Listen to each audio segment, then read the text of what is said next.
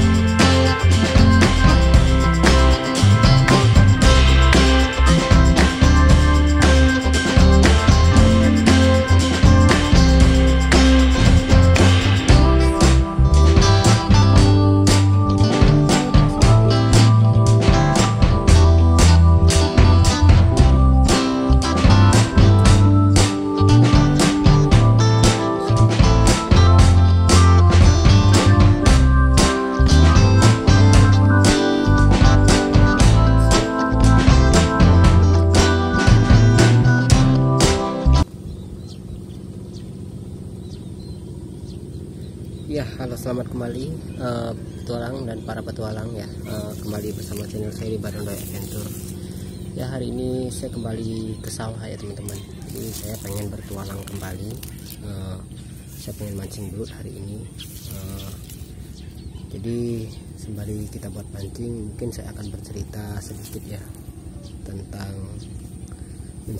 menjadi youtuber. Saya dulu nggak paham teman-teman ya, apa arti kata youtuber. Ya saya tahu youtuber itu tugasnya cuma nge-share video kemudian ditonton.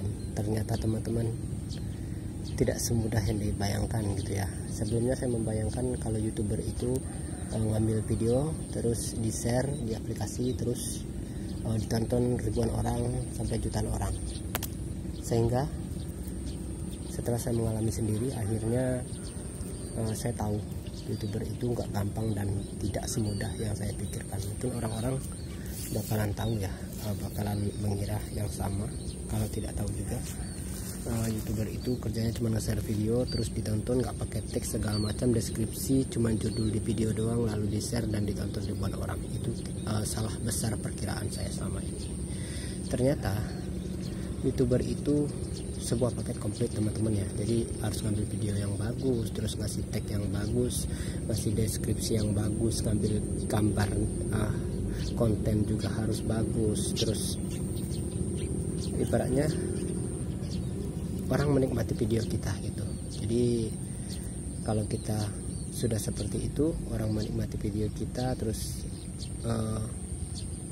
orang senang sama video kita, mungkin menurut saya baru itu yang namanya konten kreator atau youtuber. Selama ini saya belum begitu sempurna teman-teman untuk jadi youtuber, karena masih banyak sekali kekurangan yang mana saya masih perlu banyak belajar tentang proses menjadi youtuber dan bagaimana cara mengedit video, memotong video, memasukkan tag, membuat deskripsi, dan itu semua masih di bawah sempurna ya teman-teman ya. Jadi saya juga masih belajar, dan ini hanya berbagi cerita dan pengalaman yang pernah saya alami gitu. Ya, kalau tantangan jadi youtuber itu terutama dari orang tua teman-teman ya. Jadi orang tua tidak tahu kalau saya itu ibaratnya belum jadi youtuber lah teman-teman ya. Jadi suka membuat video gitu. Jadi orang tua itu otomatis melarang anaknya ya untuk untuk melakukan hal yang menurut orang tua mungkin anaknya capek gitu, mungkin anaknya nggak dapat ikan, kasihan gitu. Cuman orang tua kan terutama ibu nih ya. Jadi saya cuma punya ibu, bapak saya sudah meninggal ya teman-teman beberapa tahun yang lalu. Setiap ibu bilang seperti itu gitu, berhentilah mancing gitu. Saya hanya diam teman-teman ya. Jadi memang tantangan untuk jadi youtuber itu tidak gampang gitu, tidak semudah yang kita bayangkan. Belum larangan dari orang tua dan orang-orang di sekitar kita mungkin yang ngelihat kok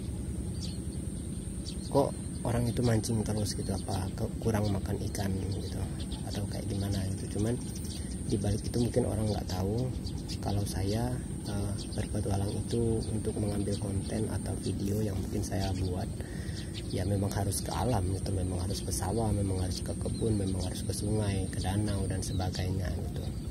Beda kalau mungkin konten-konten lain yang tidak butuh ke sawah, ke alam, ya ada sebagian ya, jadi tidak perlulah ke sawah lah dan sebagainya macamnya. Cuman ini kan kontennya langsung dari alam, jadi otomatis saya ini ya, saya memang harus ke sawah atau ke alam gitu. Jadi tidak mudah ya teman-teman ya. Ibaratnya saya tidak menghiraukan kata-kata orang ya, kata-kata siapa aja yang bilang kalau saya tidak pernah makan ikan, saya cari keong di sawah, cari siput di sawah, cari belut, mancing ikan gitu. Kenapa nggak beli aja ikannya? Saya nggak menghiraukan hal itu ya teman-teman ya. Yang saya tahu, saya berpetualang, saya nggak melakukan hal yang buruk. Saya mencari konten, saya buat video, saya ngambil semua bahan ikan, belut, siput, sayuran, itu semuanya dari alam dan saya tidak mencuri teman-teman. Jadi semua yang saya lakukan halal. Lain halnya kalau yang saya lakukan buruk, mungkin saya bakalan menanggapi kata orang-orang gitu. Cuman saya cuek saja, dan memang seperti ini tantangannya untuk jadi YouTuber. Jadi tidak mudah teman-teman ya. Mungkin teman-teman sama pengalamannya atau yang pernah teman-teman alami, mungkin kejadiannya sama gitu. Jadi memang kita harus tahan ya sama omongan orang dan sebagainya. Ya kalau kendala di lapangan teman-teman banyak ya. Mungkin yang pertama ya kalau cuaca hujan, jadi saya tidak mancing gitu. Kalau hujan jadi saya tidak pergi ke sawah. Cuman ada lagi teman-teman ya, tapi kalau cuaca hujan ada bagusnya juga ketika hari hujan. Jadi malamnya saya bisa cari belut, atau paginya misalnya hujan ya saya paling di rumah ngedit video aja gitu. Jadi nggak sepenuhnya saya pergi gitu, kecuali kalau malam memang ketika hari hujan dan hujannya berhenti, itu otomatis saya bakalan cari yang namanya belut di sawah. Ya kesulitan apalagi ya, waktu mungkin teman-teman ya. Jadi ketika saya pergi sore, waktu ya saya rasa kurang gitu. Itu juga menjadi kendala saya dalam menjadi konten kreator. Lagi enak-enaknya kita mancing, lagi enak-enaknya kita berpetualang, tiba-tiba waktunya sudah sore, sudah setengah enam gitu. Jadi itu adalah salah satu kendala ketika saya berada di lapangan. Bicara pengalaman buruk ya teman-teman, banyak ya. Jadi pengalaman buruk saya jadi YouTuber itu ketika ngambil video di alam. Yang pertama, ketemu ular. Ketemu ular itu sering sekali teman-teman. Jadi tidak asing lagi bagi saya berpetualang ke alam, mancing, cari belut malam hari, siang hari cari keong. Itu otomatis pasti bertemu dengan binatang-binatang yang bisa dibilang berbahaya ya. Jadi mulai dari ular welang, ular kobra, terus biawak sebesar badan manusia, itu pernah saya temui ketika di jurang gitu. Jadi itu sudah biasa ya teman-teman ya. Jadi saya tidak pernah merasa saya tidak pernah merasa tidak pernah merasa takut sih. Saya justru menghindari hal-hal tersebut ya. Jadi saya tidak mau mengganggu binatang-binatang itu ya. Kalau ketemu paling saya hindari teman-teman. Jadi sebisa mungkin kita harus menghindar dari yang namanya binatang-binatang berbisa seperti itu ya. Bila perlu jangan dibunuh kalau tidak membahayakan dan menyerang kita. Jadi biarkan saja, maklum, karena dia binatang liar ya. Jadi memang itu tempatnya. Jadi ketika bertemu hal-hal yang demikian, saya lebih memilih untuk menghindar. Kemudian rintangannya lagi ketika di alam itu nggak dapat ikan atau nggak dapat hewan buruan, itu sering juga terjadi teman-teman. Jadi di luar ekspektasi kita. Ketika kita memancing misalnya, kita berharap dapat berapa ekor gitu, tapi ternyata zong gitu. Pernah juga saya dapat zong teman-teman ya. Jadi tidak selamanya saya mancing di alam itu bisa dapat ikan gitu, bisa dapat belut. Itu tergantung rezeki masing-masing gitu. Dan Ya seperti itulah teman-teman, tantangan yang memang tidak mudah untuk menjadi YouTuber. Ya kita mesti kuat ya. Saran saya untuk teman-teman ya, tetap semangat membuat konten, tetap berpikir positif ke depan, channel kita bakalan berkembang. Terus jangan pernah berpikir nggak ada yang nonton video kita, terus berpikir lagi kalau terus penontonnya setengah gitu, mikirnya nggak usah dilanjutin lah, nggak bakalan maju. Jangan ya teman-teman ya, bila perlu kita terus semangat, kita terus maju. Ya namanya kita masih belajar ya, sama seperti saya, jadi kita harus tetap semangat. Siapa tahu kan kedepannya channel kita bakalan berkembang, channel kita bakalan maju. Dari yang tidak ada menonton mungkin ada yang menonton ya, jadi tetap semangat aja dengan channel dan video yang kita buat.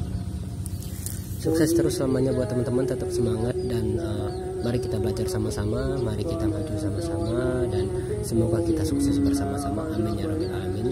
Cukup sekian cerita dari saya, dan salam petualangan, salam barangkali adventure, salam berburu, salam mancing, dan salam di alam liar.